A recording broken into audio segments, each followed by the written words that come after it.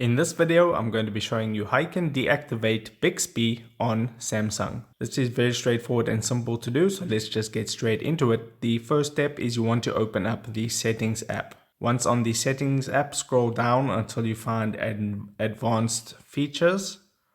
Right over here. Now what you want to tap on underneath the Advanced Features page is the side key option right there. So tap on side key. So there at the bottom it says press and hold, meaning the side key, and that is going to wake up Bixby. Now if you don't want that to happen, simply switch it to power off menu, and then when you hold down the power button or the side key, it's going to go to the power off menu where you can switch off your phone, restart your phone and things like that, which is a much better option. Then at the top you have an option of double press. You can toggle that off if you want, or you can toggle it on and set some settings. So if you want to use Bixby from time to time, you can set it to open Bixby on the double tap.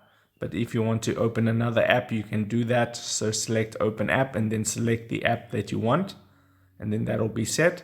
But I'll just leave it on quick launch camera for now. So that is how you deactivate Bixby on Samsung. If this video helped you out, don't forget to like this video and subscribe down below, and I'll see you in the next video. Take care.